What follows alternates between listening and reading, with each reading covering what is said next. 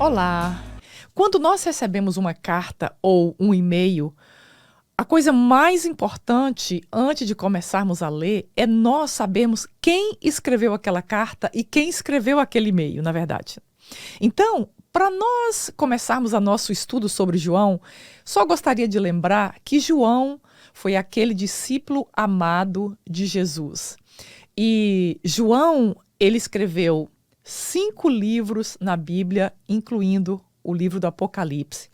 Ele nasceu em Cafarnaum, ele era irmão de Tiago, e Tiago, Pedro e João eram os 3 discípulos mais próximos de Jesus.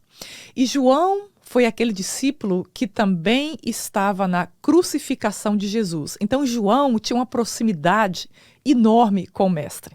Então, é sobre essa convivência com Jesus, sobre o que ele sentiu, viveu, experienciou, que João escreve para nós esse livro de João.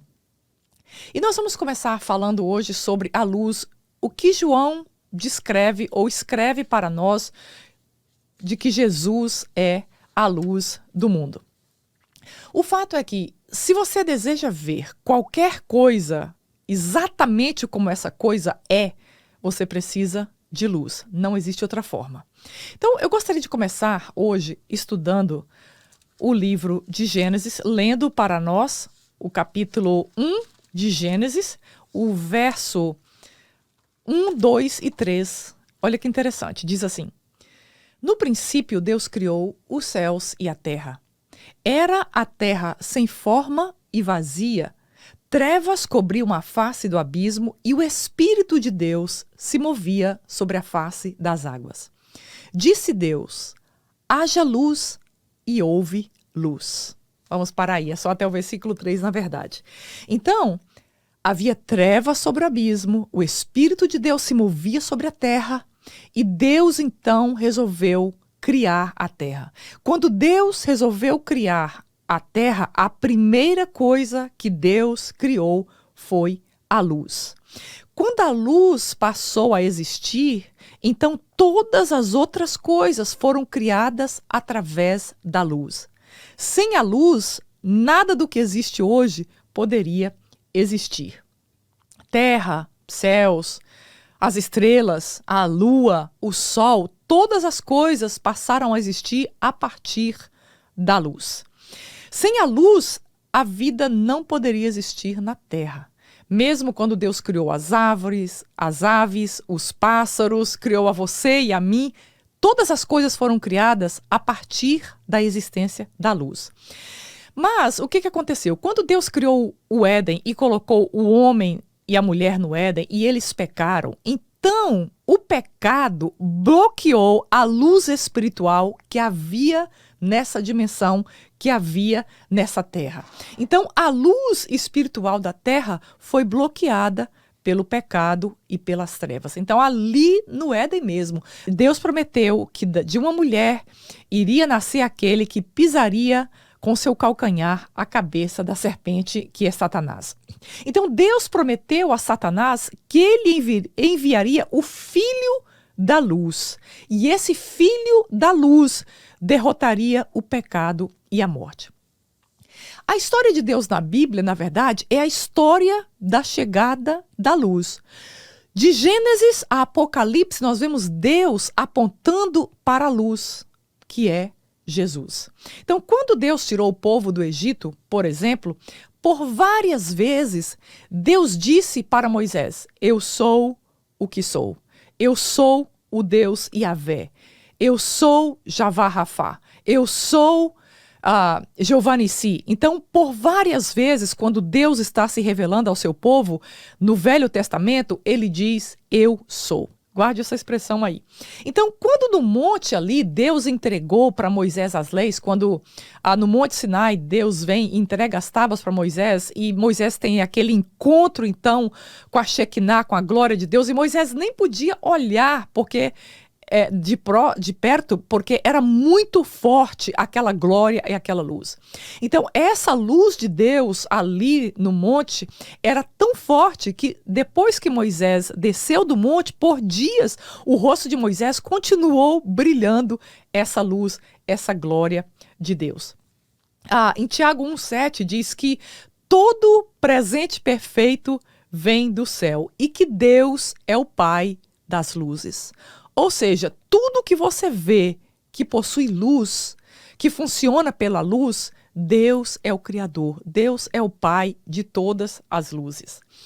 E no livro de Isaías, capítulo 9, o verso 2, de Isaías diz assim: que caminhava em trevas, viu uma grande luz.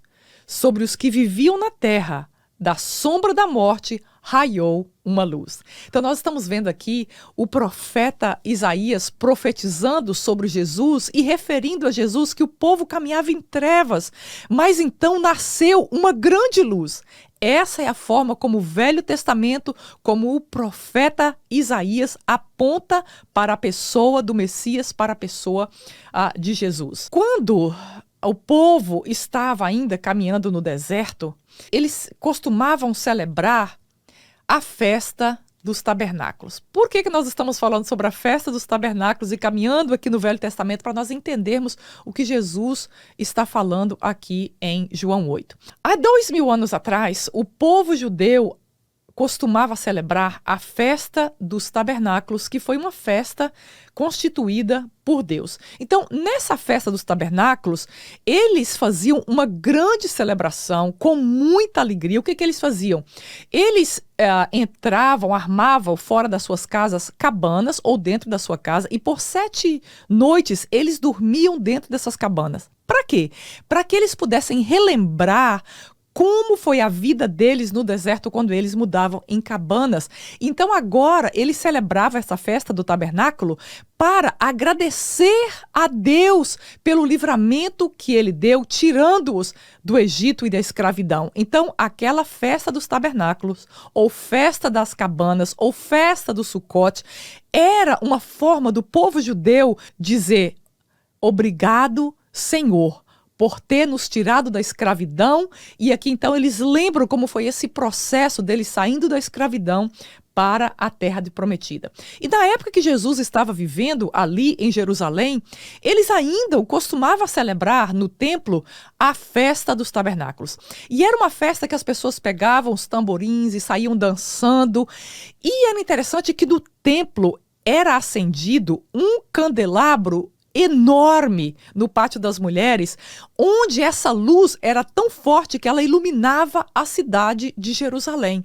Então o povo estava ali tendo essa festa do Sucote, a festa das cabanas, e então a festa de repente acaba. Se nós vemos no capítulo 7 aqui, João, esse evento começa que Jesus vai à festa das cabanas. Então de repente chegou aquela manhã onde a festa acaba, e aqui nós entramos então no nosso texto.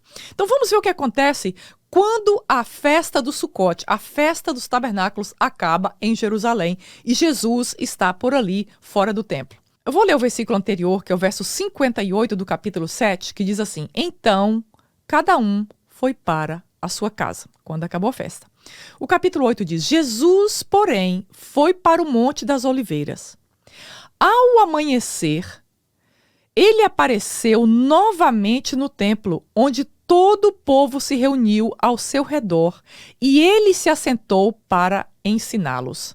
12 diz assim: falando novamente ao povo, Jesus disse: eu sou a luz do mundo. Quem me segue nunca andará em trevas, mas terá a luz da vida. Os fariseus, os líderes religiosos e a multidão estavam presentes ali no templo. Então, Jesus abre a boca e diz: eu sou a luz do mundo. Vamos pensar que a festa dos tabernáculos, com aquele candelabro enorme no templo, havia se apagado, a festa das luzes havia acabado. E agora que apagam as luzes, Jesus diz: eu sou a luz do mundo. quando Jesus disse, eu sou a luz do mundo, ele chocou os líderes presentes e ele chocou todas as pessoas, porque esta expressão, eu sou, era uma expressão tão santa que os judeus sequer pronunciavam ou pronunciam essa expressão, porque somente Deus havia pronunciado essa expressão quando ele diz, I am who I am, eu sou quem eu sou. Então, essa era uma expressão usada somente por Deus. Então, agora, os judeus ficam assustados porque da boca de Jesus eles escutam, eu sou a luz do mundo. E quem segue a mim não andará em trevas, mas terá vida eterna. Os judeus ficaram tão chocados porque eles pensavam que aquilo era uma grande blasfêmia. Para eles era inadmissível que outro ser, além de Deus, pudesse usar essa expressão, eu sou. Então, Jesus está mostrando para os judeus, olha, essa luz simbólica que vocês apagaram no templo, essa luz que apenas representava a presença de Deus e a glória de Deus lá no deserto, ela é apenas simbólica, mas eu que estou com vocês, eu sou essa verdadeira luz. Eu sou a luz que veio para trazer salvação. Ele está dizendo, a luz simbólica apagou. Acabou de apagar, mas eu sou essa luz de Deus que caminhou com vocês entre o deserto e eu sou essa luz que estou agora no meio de vocês para salvá-los. Então, lendo esse texto com atenção, nós percebemos algo meio estranho, porque Jesus, ele falou aqui, ele começa dizendo aqui, eu sou a luz do mundo, mas depois, quando nós lemos o capítulo 8 inteiro, Jesus não fala mais sobre a luz do mundo. O que Jesus fala e repete por 7 vezes nesse capítulo é que ele possuía uma conexão com o Pai e por 7 vezes ele repete que ele e o Pai são um. Ele e Deus era e é somente um. Então, Jesus aponta em todo o capítulo 8 para esse fato. Então, vamos ver o que acontece agora quando Jesus continua propositadamente para o fato de que ele e o Pai eram apenas um. Então, Jesus agora, que acabou a festa, ele procura uma forma de entrar na escuridão da alma daqueles ouvintes que estavam ali no templo, escutando o que ele estava ensinando. E então o que ele está apontando é que ele é a luz, porque Deus é a luz, e ele e Deus, ele e o Pai eram somente um.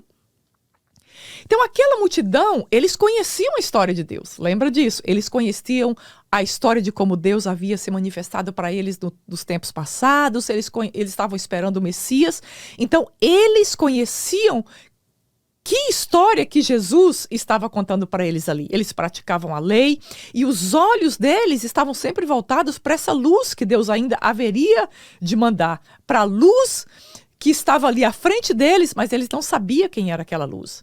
Então, João 1:4, eu não vou ler esse texto, mas ele diz que no princípio era o verbo, e o verbo era Deus, e o verbo estava com Deus. Então, Jesus ali se refere de como ele, como palavra e como Deus eram somente uma coisa.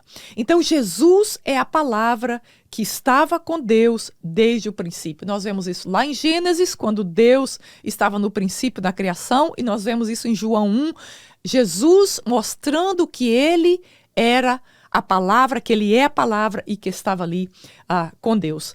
Então, através dele, através da palavra, todas as coisas foram criadas. Então, se através da palavra todas as coisas foram criadas e através da própria palavra, isso significa que através dele, através da luz, todas as coisas vieram a existir. Em João 1, diz que a vida estava, nele está a vida, a luz dos homens. Então, Jesus, quando ele diz que eu sou a luz, ele está dizendo também que ele é a vida, porque não existe vida sem que haja luz. A luz natural que nós vemos, que estamos vendo aqui agora, essa luz ela possui várias evidências que comprovam que Jesus é a luz.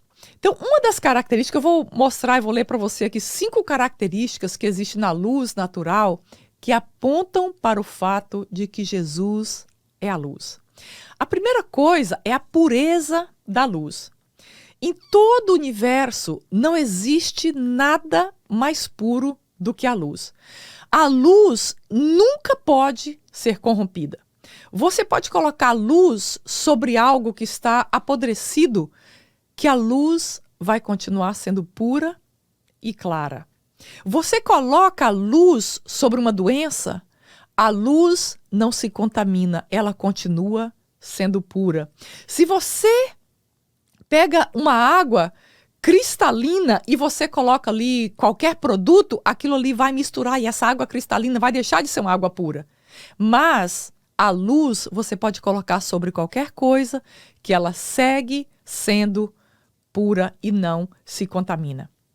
Jesus, ele foi exposto ao pecado, à doença e à morte, mas ele não se corrompeu.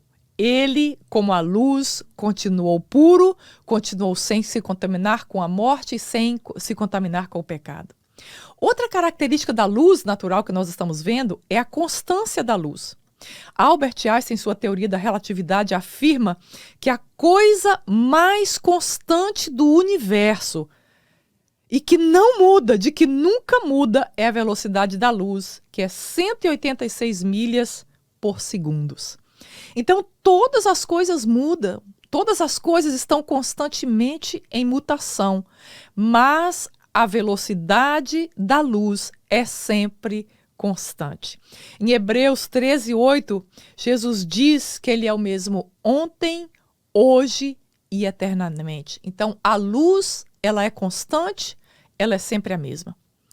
Outra característica que nós vemos da luz natural e que reflete Cristo é a vitória da luz. As trevas não podem expulsar a luz, jamais. Se esse lugar aqui estiver escuro e eu acendo uma luz, imediatamente essa luz vai brilhar.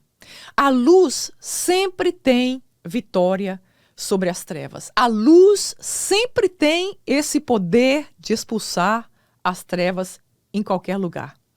A luz reina absoluta, como Cristo reina absoluto sobre todas as coisas. Outra característica da luz é a vitalidade da luz. João 1,4 diz, dá vida. Nele está a vida e a vida é a luz dos homens. Não é interessante? É a luz que causa a vida das plantas, até de um bebê. Nós vemos que o bebê, quando sai do útero, ele começa a necessitar da luz. Qualquer coisa que existe necessita da luz para funcionar na natureza. E nós chamamos isso o processo da fotossíntese, que quando a planta recebe a luz, ela absorve essa luz, então há o crescimento através dessa luz que ela recebe. Então, o que ocorre quando nós nascemos de novo? Nós recebemos essa luz do Espírito, essa luz que é Jesus em nossa vida, e essa luz provoca, então, esse processo de crescimento espiritual em nós. Ela traz vida, ela traz vitalidade.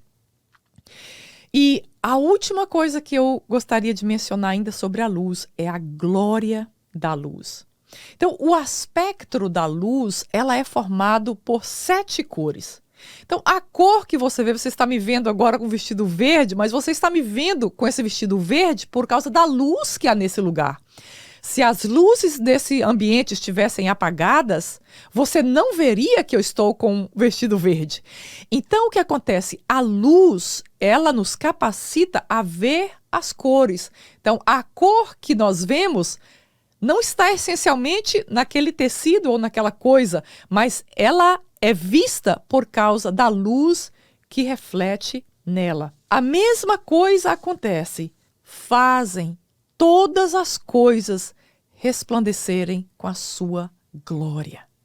Então, a luz de Jesus reflete a sua própria glória. E a partir daí, quando nós olhamos para as coisas que ele faz, nós vemos como seus sinais, como as suas maravilhas acompanham a sua glória.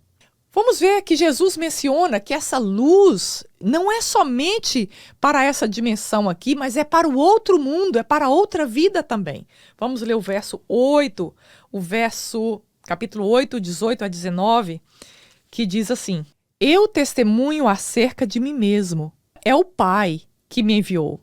Então lhe perguntaram: onde está o Pai? Então, Jesus falando sobre a luz, falando sobre quem ele era, explicando aqui quem ele era, ele menciona que ele e o Pai são somente uma pessoa. Jesus, ele não apenas sabia a verdade, mas Jesus era e é a própria verdade. Ali, Jesus era o testemunho do passado, desde o Velho Testamento, aquele povo conhecia a glória de Deus, a Shekinah de Deus caminhando com ele no deserto. Jesus ali, ele era o presente, porque ele estava ali com o povo no templo, ele estava ali trazendo a sua mensagem como Messias, e ele também é o Jesus do futuro. Ele não era apenas o Jesus do Velho Testamento, mas ele é também o Jesus do Novo Testamento.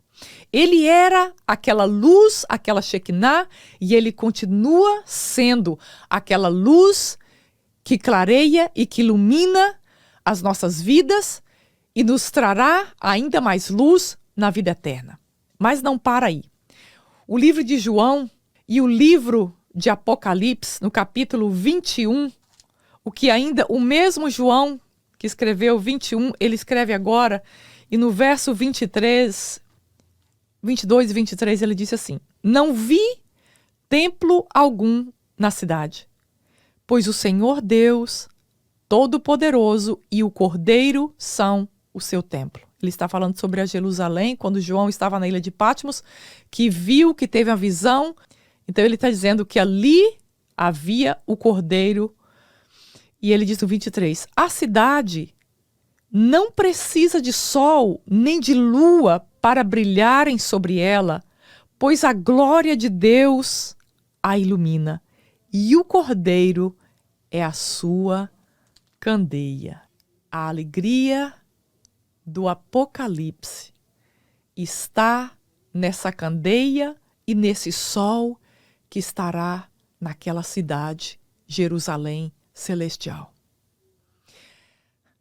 João nos diz aqui que na cidade celestial, que na Jerusalém celestial, nós não precisamos de sol, nós não precisamos de um astro para dar brilho, para dar luz, porque o Cordeiro, ele mesmo, será esta luz que irá iluminar a cidade Jerusalém, o resplendor daquela cidade, porque a glória de Deus a tem iluminado e o Cordeiro de Deus é essa lâmpada. Então Jesus, ensinando ali no templo, ele diz: eu sou a luz do mundo. Que desde que Jesus, através de Jesus, as coisas foram criadas, lá em Gênesis, como nós começamos lendo, o sol sempre esteve ali, todos os dias havia o brilho do sol. Houve somente um momento na história em que o sol se escondeu por 3 horas e a terra ficou em trevas. Foi exatamente no momento que esse Cordeiro, a luz de Deus, estava sendo crucificado, morrendo em uma cruz, para que eu e você pudéssemos recebê-lo como a luz da nossa vida e a luz da nossa salvação. Mas ao 3º dia, Jesus ressuscitou da morte, ressuscitou do túmulo, num corpo de pura luz e pura glória. Aqueles que conheciam Jesus puderam então comprovar que aquilo que Jesus diz para as pessoas naquele ensinamento em João 8 se tornou então uma realidade, porque ele diz, agora ele se tornou em pura luz e em pura glória. Não existe nada mais terrível do que nós caminharmos nas trevas.